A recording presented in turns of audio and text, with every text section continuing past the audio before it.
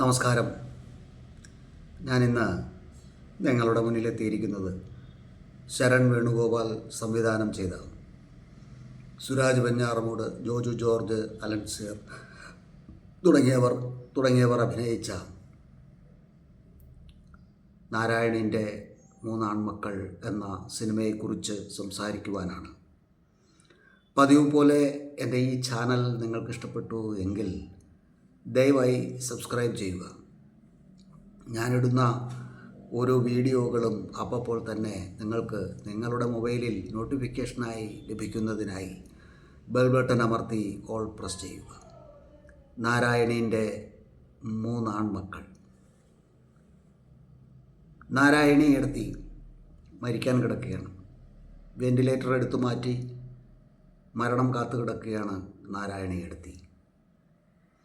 നാരായണി ഏടത്തിയുടെ മൂന്നാൺമക്കളാണ്. മൂത്തവൻ അലൻസിയർ അവതരിപ്പിക്കുന്ന വിശ്വം, രണ്ടാമത്തവൻ ജോജു ജോർജ് അവതരിപ്പിക്കുന്ന സേതു, മൂന്നാമത്തവൻ സുരാജ് വെഞ്ഞാറമൂട് അവതരിപ്പിക്കുന്ന ഭാസ്കരൻ.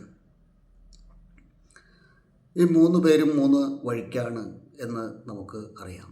തുടക്കത്തിൽ തന്നെ നമ്മളത് മനസ്സിലാക്കുന്നുണ്ട്.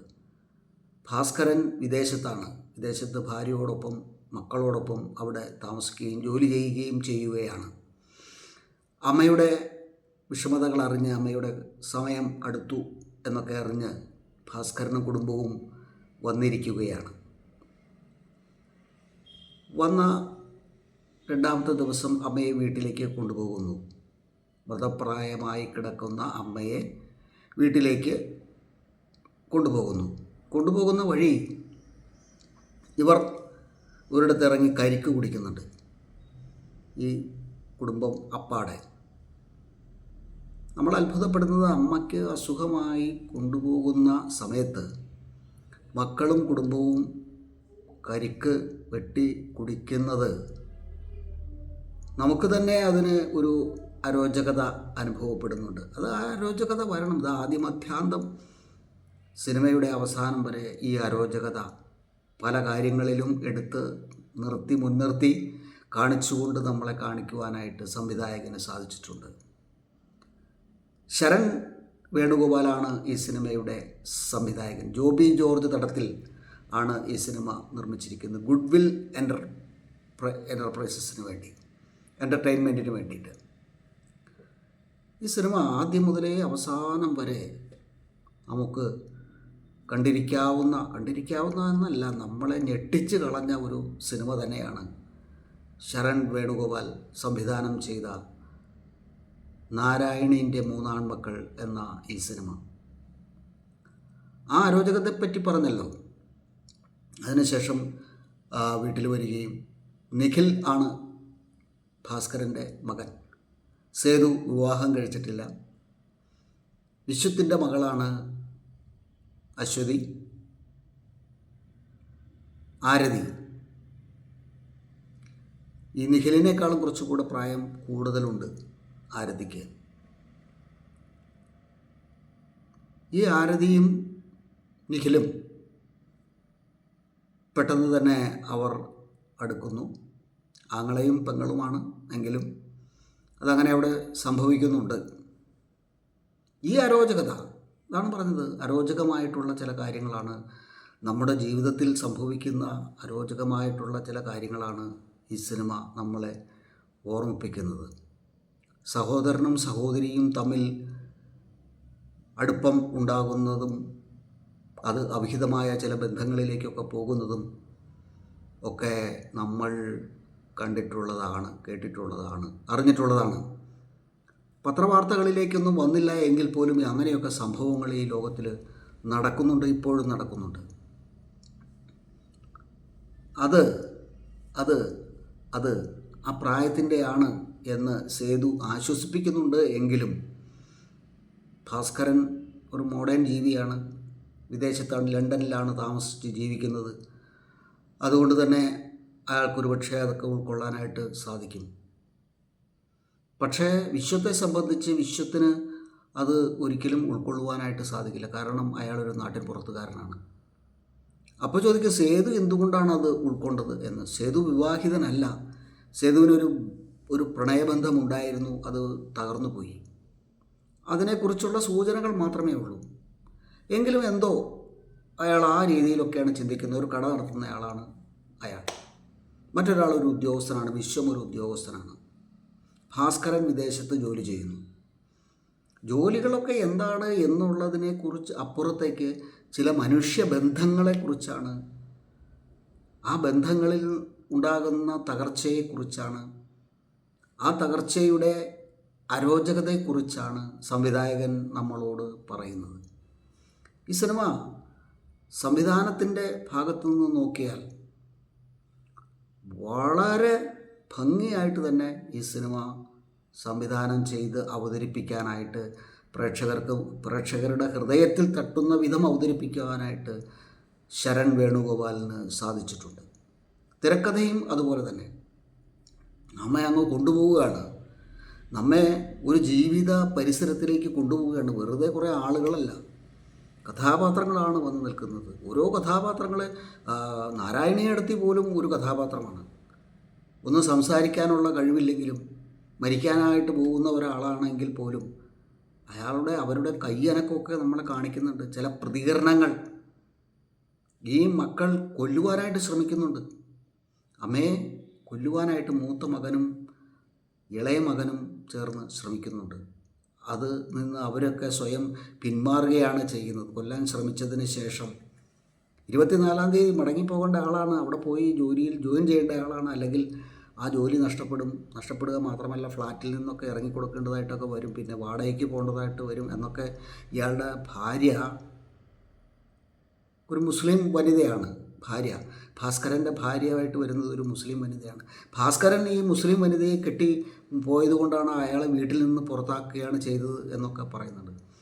അയാൾ വീട് വിട്ടു പോയി ഭാഗം ചെയ്യാനായിട്ട് വന്നപ്പോൾ അമ്മയുടെ സ്വത്ത്, അച്ഛൻ മരിച്ചു, അച്ഛൻ ഹാർട്ട് അറ്റാക്കായിട്ട് മരിച്ചു. ആ മരിച്ചതിന് ശേഷം ആ സ്വത്ത് ഭാഗിക്കുന്ന സമയത്ത് ഇളയ മകന് ഒന്നുമില്ല, ഒന്നും കൊടുക്കുന്നില്ല എന്നൊക്കെ പറയുന്നു. ഒന്നും വേണ്ട എന്നും പറഞ്ഞ് ഇറങ്ങിപ്പോയ ആളാണ് അന്ന് എന്ന് പറയുന്നു. ഈ സ്ഥലങ്ങൾക്കൊക്കെ വില കൂടി എന്ന് ഇടയ്ക്ക് വിശ്വം പറയുന്നുണ്ട്. വിശ്വത്തിൻ്റെ അച്ഛൻ, അതായത് ഈ 3 പേരുടെയും, നാരായണിയുടെ ഈ 3 മക്കളുടെയും ഭർത്താവ് ഒരാളുടെ കയ്യിൽ നിന്ന്, ഒരു ഉയർന്ന ജാതിക്കാരൻ്റെ കയ്യിൽ നിന്ന്, അങ്ങനെ ചില സൂചനകൾ അവിടെ വരുന്നുണ്ട്. ജാതിക്കാരൻ്റെ കയ്യിൽ നിന്നും നമ്മളൊരു കാര്യം മനസ്സിലാക്കണം, നമ്മൾ ഈ കഥ നടക്കുന്നതും ഈ കഥയുടെ പരിസരവും കഥാപാത്രങ്ങളും ഒക്കെ ജീവിക്കുന്നത് ഒരു നാട്ടിൻപുറത്താണ്. ആ നാട്ടിൻപുറത്തെ അനുഭവങ്ങളാണ് ഈ ചലച്ചിത്രകാരൻ നമ്മളോട് പറയുന്നത്. തീർച്ചയായിട്ടും ശരൺ വേണുഗോപാൽ എന്ന ഈ ചലച്ചിത്രകാരൻ, അങ്ങനെ തന്നെ പറയാം, ചലച്ചിത്രകാരൻ, നമ്മൾ അടൂർ ഗോപാലകൃഷ്ണനെയും അരവിന്ദനെയും ഒക്കെ വിളിക്കുന്നത് പോലെ, ഭരതനെയും പത്മരാജനെയും KG ജോർജിനെയും ഒക്കെ വിളിച്ചതുപോലെ വിളിക്കാവുന്ന ഒരു പേരാണ് ശരൺ വേണുഗോപാലിന്. ചലച്ചിത്രകാരൻ എന്ന പദം കൊണ്ട് നമുക്ക് വിശേഷിപ്പിക്കാവുന്നതാണ്. കാരണം അത്ര മനോഹരമായിട്ടാണ് ഈ സിനിമ ആദ്യം മുതൽ അവസാനം വരെ സിനിമ കൊണ്ടുപോകുന്നത്. ചില സൂചനകൾ കൊണ്ട് വലിയ ബിംബങ്ങൾ തന്നെ ഈ സിനിമയിൽ തീർക്കപ്പെട്ടിട്ടുണ്ട്. അതൊക്കെയാണ് ഇതിൻ്റെ രസം. ഇവർ തമ്മിലുള്ള ബന്ധം, ഈ നിഖിലും, അനിയനായ നിഖിലും ഈ വല്യച്ഛൻ്റെ മകളായ ആരതിയും തമ്മിലുള്ള ആ ബന്ധം അതിതീക്ഷ്ണമായിട്ട് തന്നെ ഈ സംവിധായകൻ ഇവിടെ അവതരിപ്പിച്ചിട്ടുണ്ട് എന്ന് തന്നെയാണ് നമുക്ക് പറയുവാനായിട്ട് തോന്നുന്നത്. അതുമാത്രമല്ല, ഇവർ തമ്മിലുള്ള ഈ ജാതിപ്പേര് പറഞ്ഞ് വിളിച്ച ആൾ കുറച്ച് പണം അച്ഛൻ്റെ കയ്യിൽ നിന്ന് വാങ്ങിച്ചു. അത് കഴിഞ്ഞ് ഇയാൾക്ക് തിരിച്ചു കൊടുക്കാൻ പറ്റാതെ വന്നപ്പോൾ എന്തെങ്കിലും ഒരിക്കൽ പണമുണ്ടാകുമ്പോൾ വന്നാൽ മതി, പണം, ഈ സ്വത്ത്, ഈ പുരയിടം പണയം വെച്ചിട്ടാണ് അയാൾ പൈസ മേടിച്ചത്, ഉയർന്ന ജാതിയിലുള്ളവരാണ്, തിരിച്ചു തരാം എന്നൊക്കെ പറഞ്ഞിരുന്നു. അങ്ങനെ തിരിച്ചു ചോദിക്കാനായിട്ട് വരുമ്പോഴാണ് വിശ്വം പറയുന്നത് സ്ഥലം തരില്ല, വേണമെങ്കിൽ തരാം, 70-75 ലക്ഷം രൂപ തന്നാൽ തരാം, 40 ലക്ഷം രൂപയെ അദ്ദേഹത്തിൻ്റെ കയ്യിലുള്ളൂ. ഇവിടെ ഈ ഭൂമിയും ഈ ജാതി സ്പർദ്ധയും ഒക്കെ നമ്മളെ ഒരു പഴയ കാലത്തിലേക്ക്, പഴയ ഓർമ്മകളിലേക്ക് കൊണ്ടുപോകുന്നുണ്ട് ഈ സിനിമ. MTയുടെയൊക്കെ കാലഘട്ടത്തിൽ ചില സിനിമകൾ സംഭവിച്ചതുപോലെ ആ സിനിമകളിലൊക്കെ ആൾക്കൂട്ടത്തിൽ തനിയയിലൊക്കെ ഉള്ള പോലെ ഒരാൾ മരിക്കാൻ കിടക്കുന്നു, ആൾ മരിക്കുന്നില്ല, അയാൾ ഈ കാഴ്ചകളെല്ലാം കാണുന്നു. നാരായണി ഇവിടെ അറിയുന്നുണ്ട്. നാരായണി ആ ചെറിയ വിരലനക്കം മാത്രം മതിയല്ലോ, നാരായണി ഇതെല്ലാം അറിയുന്നുണ്ട് എന്നുള്ളതിനെക്കുറിച്ച് നമുക്ക് ബോധ്യപ്പെടാനായിട്ട്. അങ്ങനെ അവസാനം സംഘർഷഭരിതമായിട്ട് തന്നെയാണ് ഈ സിനിമ പോകുന്നത്. കഥാപാത്ര സംഘടനത്തിലൂടെ, കഥാപാത്രവൽക്കരണത്തിലൂടെ, കഥാപാത്ര സംഘടനത്തിലൂടെ, പരിസരങ്ങളിലൂടെ. ഈ സേതുവിൻ്റെ ഒരു കാര്യം നോക്കുക. ജോജു ജോർജ് അവതരിപ്പിക്കുന്ന സേതു അമ്പലത്തിൽ ഇവർ കളിയാട്ടം കാണാനായിട്ട് പോകുന്നുണ്ട്. ആ സമയത്താണ് ശരിക്കും ഈ നിഖിലും ആരതിയും തമ്മിലുള്ള പ്രണയമാണോ എന്തോ, അതോ മറ്റെന്തെങ്കിലും ആയിരിക്കാം ഒരുപക്ഷെ. അങ്ങനെ അത് ആദ്യമായിട്ട് സംഭവിക്കുന്നത് അവിടെ വെച്ചാണ്. അതിനുശേഷം ജോജു ജോർജ് അവതരിപ്പിക്കുന്ന സേതുവും വേറൊരു പെണ്ണും തമ്മിലുള്ള കാഴ്ചകളൊക്കെ കാണുന്നുണ്ട്. അവരോട് പരസ്പരം നോട്ടങ്ങൾ കൈമാറുന്നത് നമ്മളെ കാണിക്കുന്നുണ്ട്. അതുമാത്രമല്ല, ലതയെ കാണിക്കുന്നുണ്ട്. ഈ ലത ഭാസ്കരൻ്റെ പഴയൊരു പ്രണയിനിയായിരുന്നു. മകനോടൊപ്പം നടന്നു പോകുന്ന സമയത്താണ് ലത മുന്നിൽ നിന്ന് വരുന്നത്. ലത തിരിഞ്ഞ് നോക്കി പോകുന്നുണ്ട്. നമ്മളതൊക്കെ അനന്തരം എന്ന് പറയുന്ന സിനിമയിൽ അജയനും ആ 10ാം ക്ലാസ്സുകാരിയായിട്ടുള്ള കാമുകിയും തമ്മിൽ അങ്ങോട്ടും ഇങ്ങോട്ടും തിരിഞ്ഞ് അജയനെ നിരസിച്ചതിന് ശേഷം പോകുന്ന ആ രംഗങ്ങളൊക്കെയാണ് ഇവിടെ നമുക്ക് ഓർമ്മ വരുന്നത്. ഏതായാലും അവസാനം നാരായണത്തി വേടത്തിൽ മരിച്ചു എന്ന് നമ്മളെ ബോധ്യപ്പെടുത്തി തരുന്നത് എങ്ങനെയാണ്, അല്ലെങ്കിൽ നമ്മളോട് പറയുന്നത് എങ്ങനെയാണ്? ഇവർ പോവുകയാണ്. ഇങ്ങനെ ഒരു പ്രശ്നം, ചേട്ടൻ്റെ മകളും അനിയൻ്റെ മകനും തമ്മിലൊരു പ്രശ്നം ഉണ്ടായതിന് ശേഷം വഴക്കുണ്ടാക്കി അയാൾ പോവുകയാണ്. പെട്ടെന്ന് തന്നെ പോകണ്ടെന്ന് തീരുമാനിച്ചു കൊണ്ടിരുന്ന ഭാസ്കരൻ, സുരാജ് വെഞ്ഞാറമൂട് അവതരിപ്പിക്കുന്ന ഭാസ്കരൻ പെട്ടെന്ന് തന്നെ പോകാനായിട്ട് തയ്യാറെടുത്ത് പോകുന്ന വഴിക്ക് ഫോൺ വരുന്നു, സേതുവിൻ്റെ ഫോൺ വരുന്നു. അത്ര നമ്മളെ കേൾപ്പിക്കുന്നുള്ളൂ. സേതുവിൻ്റെ ഫോൺ വരുന്നു, വണ്ടി തിരിക്കുന്നു. ഒരു മഴയത്ത് വണ്ടി തിരിച്ച് വീട്ടിലേക്ക് തന്നെ പോകുന്നു. അതിൻ്റെ അർത്ഥം എന്താണ്? അതിൻ്റെ അർത്ഥം അത് തന്നെയാണ്. അമ്മയുടെ കാര്യമാണ്. നാരായണീൻ്റെ 3 ആൺമക്കൾ. വളരെ മനോഹരമായ ഒരു സിനിമ തന്നെയാണ് ഇത്.